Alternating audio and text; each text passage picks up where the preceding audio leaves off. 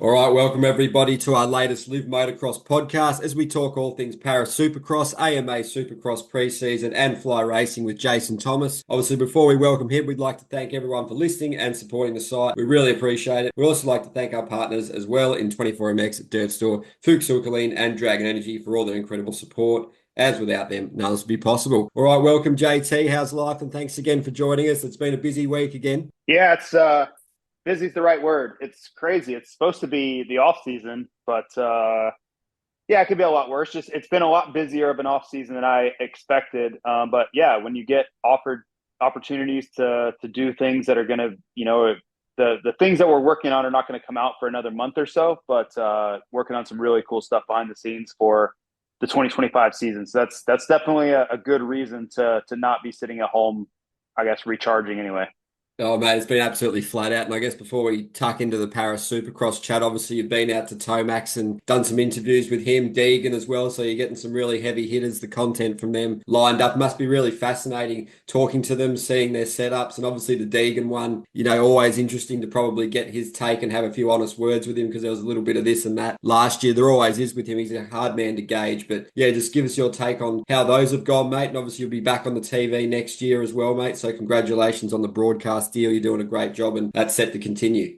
Yeah, thanks. It's been really interesting to go to all these riders' houses. I've been to many of them and their practice facilities and all those things over the years, but not many people have been to Eli Tomac's tracks or his actual personal house, and so that was really cool experience, and I appreciate him and his family trusting me to be there because to let someone into your kind of personal space is something I don't take lightly, and I appreciate the trust given, and they were so hospitable and great.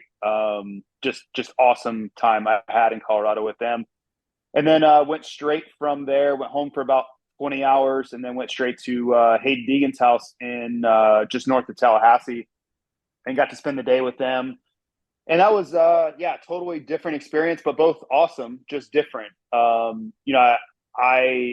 It's been weird with Hayden. Like, I think he's been very standoffish with me. And I think it's not a personal thing. I just don't think he necessarily knows where I'm coming from. So it was cool to actually get to talk to him. And I don't think we're like best friends now or anything. But I certainly didn't have any negative feelings or anything. And I wanted to give them the opportunity to kind of share their perspective on things if they felt like I was getting something wrong. So it was just good to be there in a really kind of calm environment where there's not the stress of race day and you don't have any of these things pushing and pulling. And then I talked to Brian for quite a bit, and we captured most of it on camera, which is going to be amazing content once we get into the new season, but just off camera too. And we just kind of talked, two guys that used to race, and we both love the sport, and we share common ground on a lot. So I truly enjoyed my time with Brian and getting to talk with him and getting to know each other a little bit better. So yeah, it was great on a professional level, but on a personal level for me to get to have some one-on-one time with these, legends of the sport, and Hayden Deegan will, his star is growing ever brighter by the day. It was a really cool experience kind of on all fronts. Yeah, absolutely, mate. I guess there's more of those kind of long form interviews on the horizon too. And it's a very unique thing, like you said, to have actually time in their environment where they feel comfortable and where they have time. Because at the racing, it's just absolutely flat out. You're flat out, they're flat out. It's not really the time and the space or the place, but that must have been such a cool thing. I guess they would probably feel quite happy about it too as well. Yeah, it's I think there can very easily be misconceptions about the way that I feel or my personal biases, which I try to not have any, but it's very easy to draw the wrong conclusions if you don't communicate whatsoever, right? Because you can take a comment out of context for how maybe I meant it or vice versa. There's just a lot of room for relationships to deteriorate if you don't immediately address, if you sense tension, if you don't address it. And that was this opportunity away from the track, away from everything. Like, we're just at their house hanging out, and it was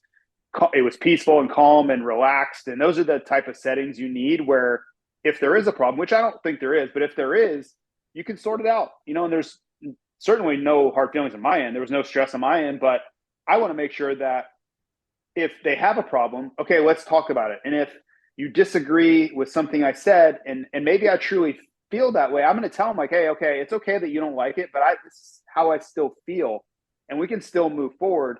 One thing I really didn't want is for them to be incorrect about where I stood on something, and then them continue to think that and continue to run with that when maybe it wasn't my opinion at all. So it's a little bit of that's more of kind of a personal side for me and my relationship with them. But that's to me, outside of all the professional side that you're going to get to see on NBC and Peacock, the personal side, I really felt like it was an opportunity to improve and build a relationship with these stars that hopefully for the long term I'm going to be on camera with, right? And the more chemistry we have and understanding of where each of us are coming from, I think that's going to resonate on camera and gonna give the best product and the best show to the fans anyway. So it's a little bit personal and a little bit it's in the best interest of all of us. So if there's something going on, let's sort it out, which thankfully there's really not. I just wanted to, again, it was more like relationship building than anything. No, well said. It's absolutely, vital for your role to be doing that. And obviously for them as well to feel comfortable with you and know where they stand and where you stand as well is really good, because you've all got great opinions on the sport and know where you want to go and know what's happening in the arena. So it's really exciting there, mate. And obviously before we touch on Paris, just tell us a little bit about the Australian Supercross trip. Obviously really awesome. You went over there and did the commentary. It was a pretty crazy night of racing, that one. And just tell us a little bit about how it came together and just how much fun you had. And it was good to be back in Oz after a fair while. Yeah, it was great. Man, that's a long way down to see you guys, but I really enjoyed it. And I would go back anytime. The group that brought me down, which Adam Bailey is kind of leading the front there, took incredibly good care of me. And I truly believe they're on the right track for getting that series back to the glory days. You think about that series produced so much talent in the early 2000s, and then just infighting and no real continuity on the promotion side or on the organizational side. And it's really hard to get the riders to really thrive in that environment. If the series don't prioritize Supercross in any way, how are you going to develop top level Supercross talent? Well, the answer is you're not.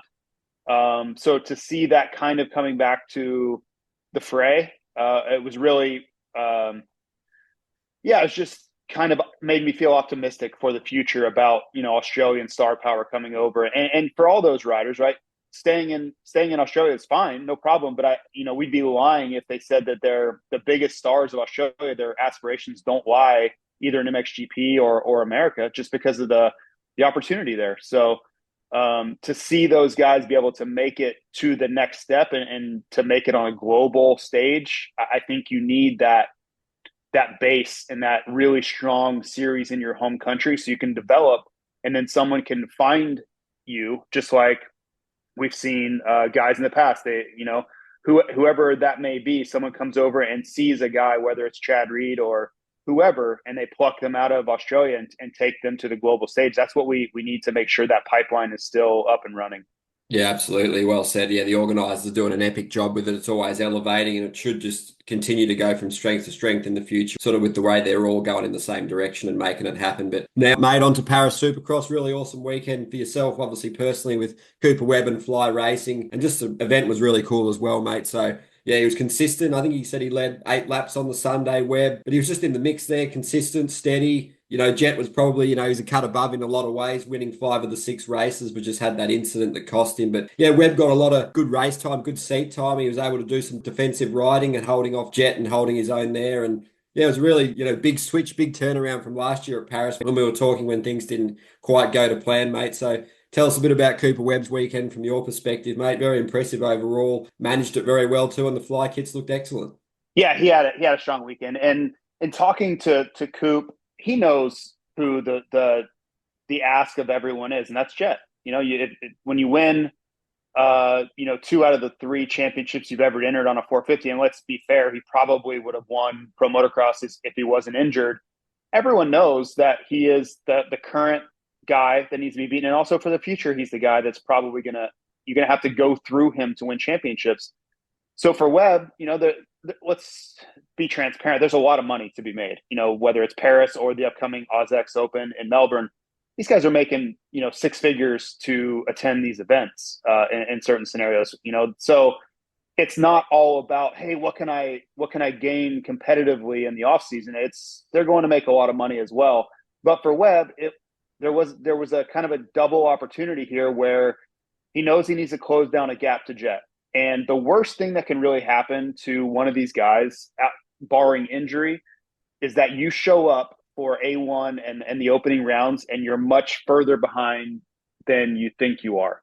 You do all this work, you preparation, you sprints, you test, you ride against all of your teammates, and then you show up and you think that the bar is at a certain level when somebody like Tomac or somebody like Jet that you haven't seen in the preseason has elevated their game, and you're not prepared for that. That is a really, really difficult dynamic to deal with. So for Webb, this gives him an opportunity to remove that doubt because he raced them a ton in Paris, right? And Jet will get better and everybody will improve from here. It's only November.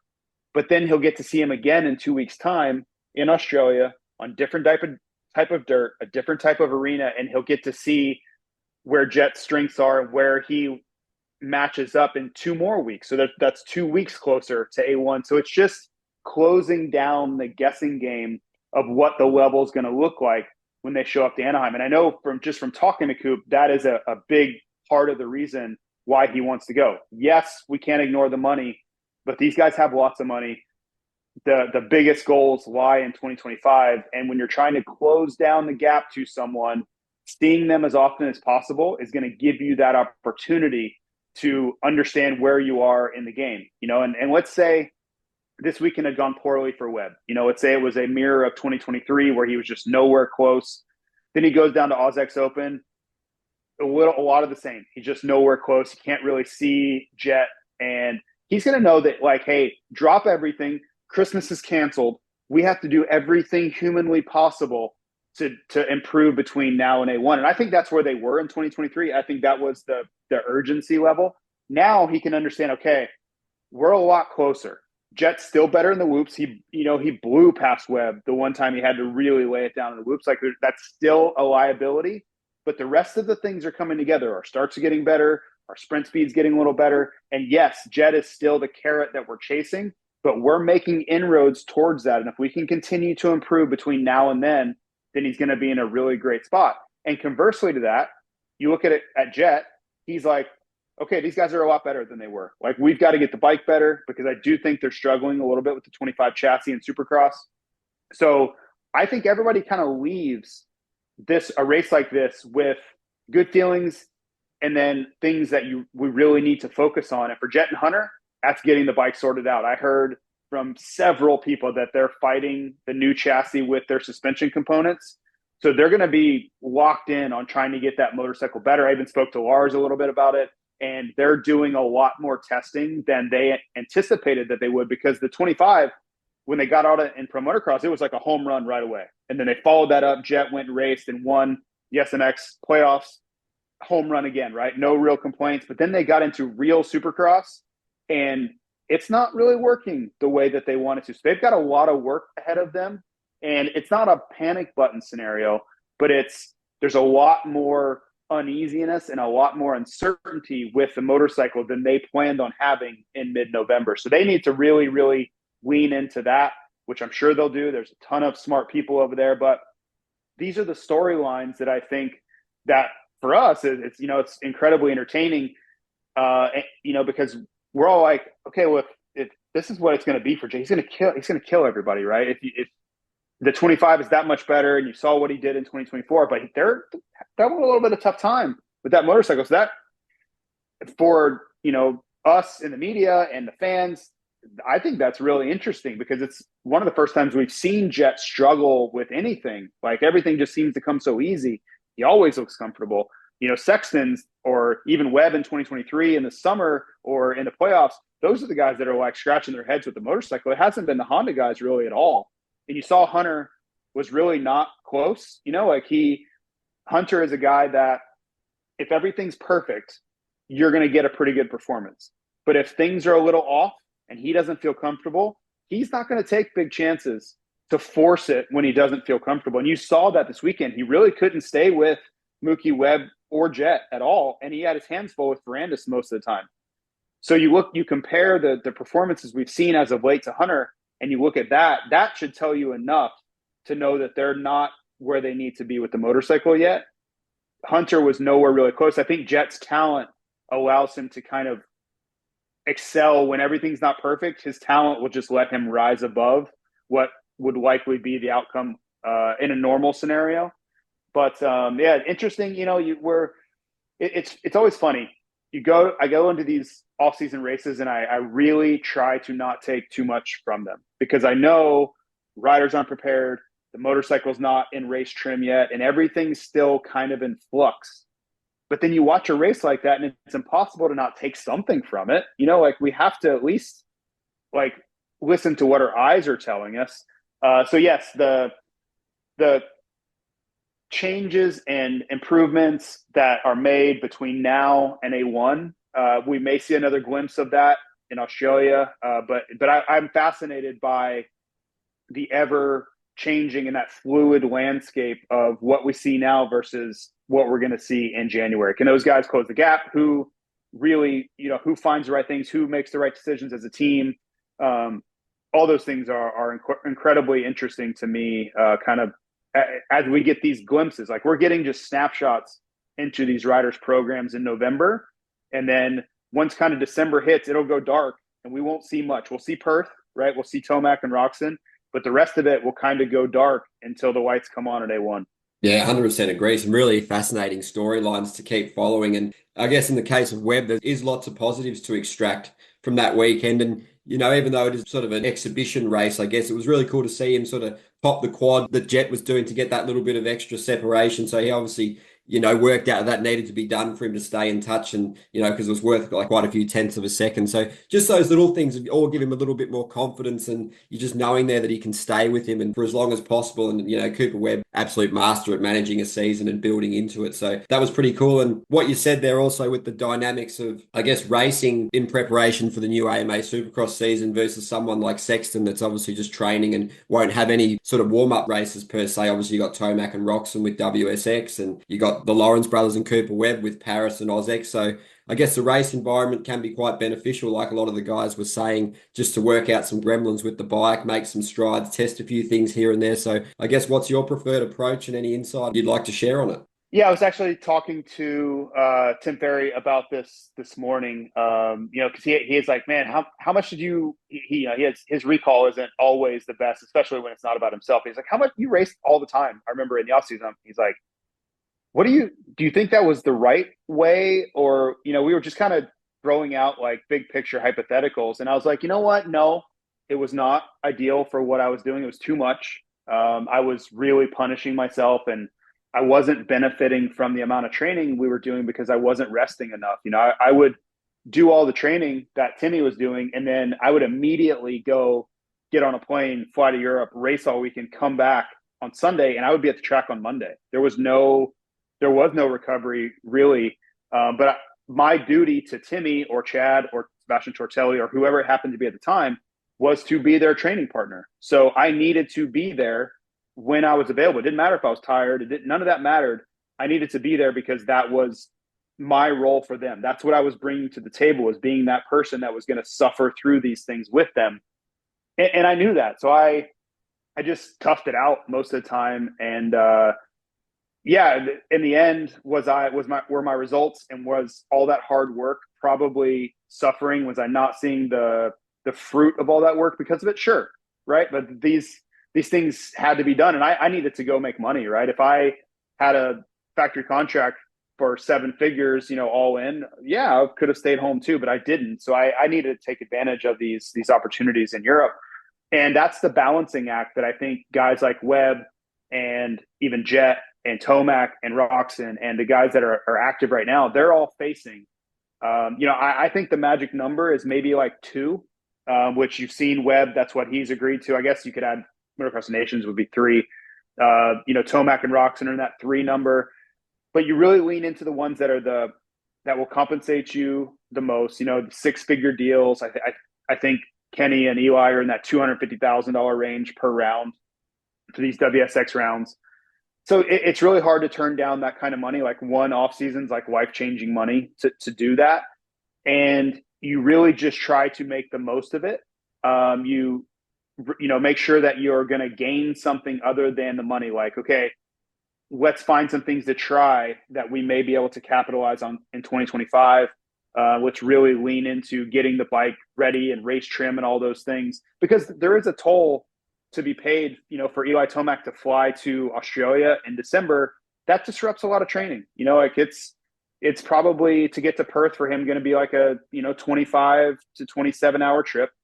Get there, the recovery, you race, come back, the jet lag associated with all of it, the days missed of training. And yes, he will race, but there's a lot of disruption in that fundamental boot camp base building program that all these guys subscribe to. There is a loss to be had there. It's just, can you make it worth the loss? Can you take a step with the bike? Can you really figure something out race-wise about your speed, or something that's like, okay, well, we sacrificed a few days of our base building, but outside of the money, like, just think about, okay, what can we gain from this trip that will make it worth the effort spent? And that's where I think the magic is. Now, if you start talking about 6 or 8 races, yeah, you're going to see a toll be paid for that. There's no way that won't have an effect come late in the season. We start talking about March, April. If you're flying all around the world in November, December, like I was, you're going to feel burnout and you're going to feel fatigued earlier than everybody else is. But I do think it's okay for guys to do a couple of races to get, kind of get sharp before A1, get a couple gate drops, try some new things out on the bike. There is something to be gained from it. And that's the conversation I was having with Timmy Ferry about, is he didn't really do any of them. He wanted to just be home, just lock in and do his laps, and now in hindsight, he's like, man, I left a lot of money on the table, right? And hindsight's always 20/20.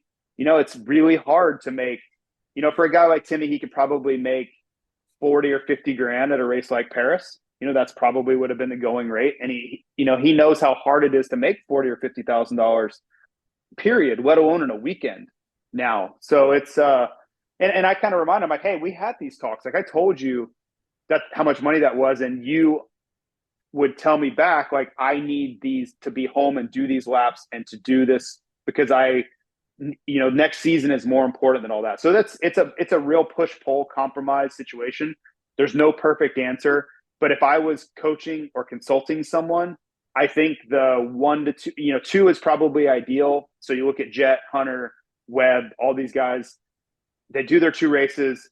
By December 1, they're back home, and they're at home all the way through December into January. I think there's a lot to be gained outside of even the financial consideration. Yeah, it's really interesting stuff, mate. Well said. And for someone like Hunter Lawrence, it's been quite the whirlwind year, first full-time year 450s, not long ago, winning the Nations, obviously having a few issues with the bike already. It's going to be an interesting 2025 prep for him because he hasn't really had much of a break. And you don't really want to come in chasing your tail on the bike. You're sort of putting the pressure on yourself and, creating some mental doubts and stuff. Obviously, Jet had some time off with his injury, but Hunter, it's going to be interesting to see how he goes at AusX and then just, recalibrate ahead of the season because it has been a massive season for him, hasn't it? Yeah, and Hunter, I think he overperformed expectation in 2024. So that's fantastic, right? And that is, he should be commended for it. But the hard part of that is now you set a really high expectation level for 2025. And that doesn't mean he can't live up to it. It just means that everyone expects a lot from you and you've got to now perform. And if you don't perform, you're going to get the questions from everybody about what's wrong. And there might not be anything wrong. He may just be the eighth best guy on a certain night, because you look at the guys, Plessinger, Jason Anderson, there are a ton of Justin Cooper. There are a ton of guys that are all fighting and they're all sometimes getting 8. That happens to many of them. And no one's really asking them what's wrong. But when you really perform well in a certain season and the expectation level ramps up, that's what you're set up for, is you have to absolutely knock it out of the park every time, or people look at you with your head cocked sideways wondering why you didn't do that. And you're like, it's really difficult to do that every single time. So if you have to choose between the two, of course you'll take Hunter's position because he's going to make more money and he's got, contract security and all those great things. It's just that's the life of racing. It's high pressure, high expectation all the time. And, heavy is the head that wears the crown, right? And for these guys the level that is expected from them doesn't leave any real room for a letdown. It's tough. I had dealt with my own pressure and I wasn't anywhere near these guys. But if you have a bad weekend, everybody's just like, man, what's going on? You're like, it's a lot harder than you guys think it is. Like to kill it every weekend is really tough. Like everybody else I'm up against, or especially these guys are up against, they're all world class, and especially you look at that. I was talking to Brian Deegan about this actually on Friday. If you look at the 450 class, and for Hayden, who's going to move into it sometime in the next 2 years, everybody that you have to race against is a former 250 champ for the most part. If you have any aspirations of winning or being near the front or even top 5, guess what? You beat a ton of former 250 champions, which Hayden is one, right? So you jump into the deep end of a class of all-stars. Everybody in it is world-class. They all were factory 250 riders that won titles that moved into 450. And now it's like, okay, now who's the best of all of us? Everybody here is fantastic. That's why we're here. Now who's the best? So it's a daunting task. That's why these guys are paid so well, and that's why we all look up to them so much and put them on a pedestal, is because they are so fantastic. But it's a dog eat dog world. It's a really, really difficult setup to constantly live up to the expectation, and especially for a guy like Hunter, who had such a fantastic rookie season, to follow that up is expected. That's the expectation now. But it's not like, snapping your fingers. It's a really difficult thing to do. Yeah, well said. It's going to be fascinating to see how he goes. And obviously, he's got a pretty unique perspective. He's got that sort of big picture approach and he's level-headed and measured. And I guess he's just grateful to be racing, which is really cool. He seems to have everything pretty well dialed. But I guess as we wrap this one up, any sort of other key takeaways from Paris from you? Obviously, Mookie looked good. Obviously, that bike has had some issues in the past, but he looked better in the whoops. And, he was a little bit tired. He's in the midst of the boot camp. But yeah, Ferrandis showed some good things and Vial and Shimoda as well, mate. So anything else that caught your eye? No, I think, the 250 guys were just kind of as advertised. They didn't really jump off the page. You knew going in that they were the best 250 riders there, and they did their thing, right? Like both of them had flashes. Both of them showed speed. Like everything was, I think, a pretty normal weekend across the board for them. You knew they were going to be fast. You knew they were the best two, and that's what you got. So nothing really out of the ordinary for those two. For Mookie, the real question is this real? Is this fool's gold, or is this what we can and should expect when we go racing in 2025? Because I'll take you back in the time machine to December 2023, and everybody at Feld Media Days at Anaheim Stadium was talking about Malcolm Stewart.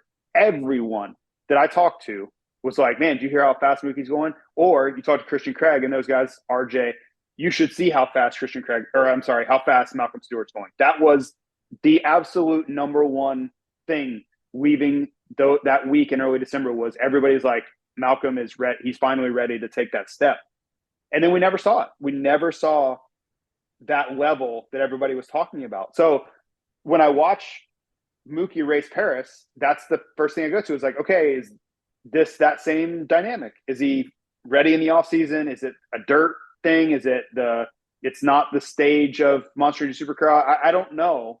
He looked awesome, but I'm hesitant to really kind of take anything from it, because it's the same exact setup as last year, and we were let down most of the weekends. And I hate saying that, because Malcolm is a great rider. He was top 10 a lot of the time, most of the time. But the talk was he's going to win a race. Like, no question about it, he's going to win a race. And he was really never even close to that form. So I just want to see if he can sustain this type of level. And winning a race or not, that's a really tough thing to do. But can he be in the fight for a podium at any point, right? Can he be in that conversation? That's what I would love to see him get back to, is showing us some of that flash and form that we know he has in him. Ferrandis, kind of the same thing but different. Ferrandis really tailed off at the end of last season. He started great. He had all these top fives and fifth, sixth, and everything seemed to be working. And then really started to go downhill. And once he fell off, he couldn't regain it. It was just like he was questioning everything with the motorcycle. He just didn't have any confidence whatsoever. And there was really no fire there really at all from Dylan Ferrandis. So I kind of have the same questions: is can we believe what our eyes are telling us with Ferrandis, or is this just he's in France and he knows this dirt really well and he's fired up against the home crowd? Like that's always the guessing game with the offseason is, should we give any gravity to what we're seeing, or is it just a typical offseason nuance where it's like, yeah, these things happen, right? Because if you were around in the 90s, and older race fans will appreciate this, every offseason, all you'd ever hear about was Larry Ward. Larry Ward was going to win the Supercross championship every single November and December in existence. And I was at these races too. He was unbelievable. He was absolutely the best rider, period, in November. And then the season would come around and McGrath and Emig and all these guys would be like, oh yeah, it's time to go again. And then they would come out and win. Larocco, whoever. That's the most difficult question to answer, is because the best guys know they're not supposed to be ready in November. That's not what the job is. They're not supposed to be prepared in November. They're not supposed to have everything sorted out and be in race trim in November. So you always have to kind of glare or kind of look at these races through squinted eyes and try to decipher what's real and what's not, and what's going to actually be something you can carry as a storyline going into 2025. And I would say most oftentimes it's not much. Yeah, absolutely. 100% great points. And yeah, definitely interesting to follow their progress as we build up and during the season. And lastly, mate, what's the week ahead looking like for you? And obviously with the Fly, exciting announcements, obviously with Cooper Webb, obviously the amount of hard work, persistence, and I guess the timing as well has to be right for these deals. He's a perfect fit and he's, placed his trust in you guys, and it's a really exciting partnership, just as is the Carly one that, you cultivated for many years, building trust, building the relationship. So really cool things on the horizon with those two, isn't there? Yeah, it's been awesome to get these things all kind of in place between, DeCarly, Red Bull KTM, which I have to practice saying. It's Red Bull KTM Factory Racing DeCarly is the official name. So that's a mouthful. And then the Cooper Webb obviously gets off to a hot start with us, which is that just feels so right for us. He's a really good fit for us. And then the KTM Junior Supercross thing all kind of came together at the same time. It's been amazing. And then you look at last year we started with Twitch, right? And he's really expanded our reach with a whole different set of customers and eyeballs than we've ever really had paying attention to us. So we have a lot of great things that are all happening at once. We just need to capitalize on it, take the momentum and run with it. So that's kind of our goal now. And for me personally, I'm here in Florida at Feld Entertainment headquarters, and we're hot and heavy on preseason planning. We're working on the preseason show that'll come out on December 29th.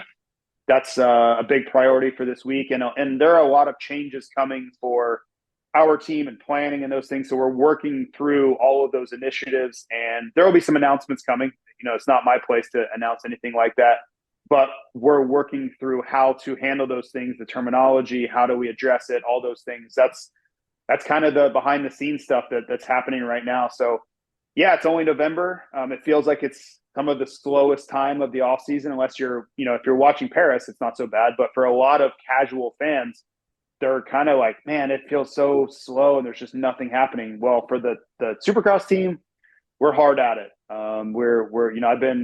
I've been gone for over a week straight now, and I'm not going to get home until Friday working on these things that are going to show up starting December 29th. So I wouldn't have it any other way, but it's hardly a slow time in the sport for me at the moment. Yeah, mate, absolutely flat out. Exciting times ahead. And yeah, absolutely all the best and keep up the great work. It's been great having another chat to you, mate, and I'm sure we'll do another one soon. But yeah, all the best and look after yourself, mate. We'll chat again soon. Thanks, Ed. No worries, mate. Have a good one.